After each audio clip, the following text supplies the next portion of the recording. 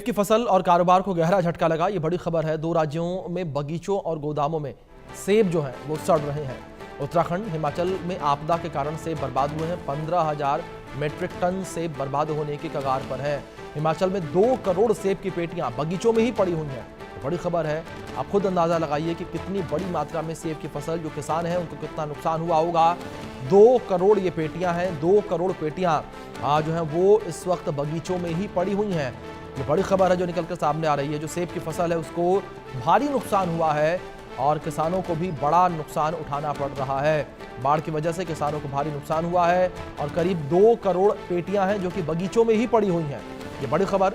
और जो सेब व्यापारी हैं, जो सेब के किसान हैं, उन्हें भी यहाँ बड़ा नुकसान हुआ है। जिस तरीके से उनके बगीचों में ही, उनके गोदामों में ही सेब की पेटियां सड़ रही हैं, सेब सड़ रहे हैं और करीब 2 करोड़ पेटियां ऐसी हैं जो कि बगीचों में ही पड़ी हुई हैं।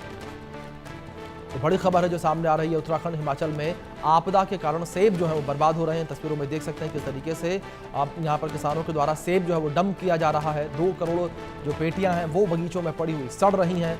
तो बड़ी खबर जो इस बीच सामने आ रही है। 2 राज्यों में बगीचों और गोदामों में सेब सड़ रहे हैं।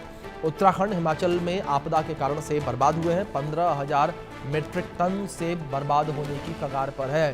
जिस तरीके से लगातार आपदा की स्थिति बनी हुई है, इस स्थिति के बीच जो है सेब की तमाम पेटियां जो हैं वो बगीचों में ही पड़ी हुई हैं। करीब 2 करोड़ ऐसी सेब की पेटियां हैं जो कि बगीचों में ही पड़ी हुई हैं।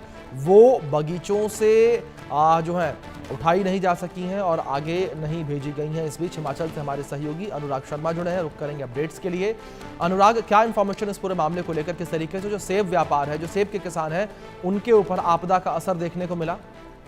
बिल्कुल, देखिए जिस तरह से भारी बारिश और आपदा का ये समय चला हुआ है और यही एक मुख्य समय होता है इस वक्त हिमाचल का सेब जो है वो पूरा का पूरा मंडियों तक पहुंचाने का काम होता है।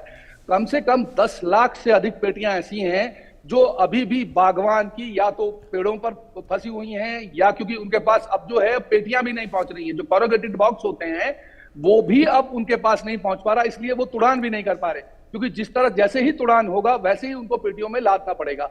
बहुत सा ऐसा सेब है जो उनको सड़क पे अब जो है वो फेंकना पड़ रहा है, क्योंकि गाड़ियां जो है 7-7, 8-8 दिन से फंसी हुई हैं। तो कोई भी गाड़ी जो है वो आगे नहीं जा पा रही, तो वो सेब जो है वो केवल और केवल जूस या किसी और जो जैसे सिरका बनता है केवल उसी के काम के लिए रह गया। परंतु जो पूरा का पूरा राजस्व जिसमें हिमाचल की पूरी आर्थिकी निर्भर करती है, वो वाला जो सेब है वो इस वक्त जो है फंसी होने के कगार पर है। कम से कम ज्यादा नहीं तो 10 लाख पेटियां जो है वो इस वक्त हिमाचल की फंसी हुई है। पूरा का पूरा नेटवर्क जो है वो बर्बाद हो चुका है, जिसमें रोड का जितना नेटवर्क है वो खराब है।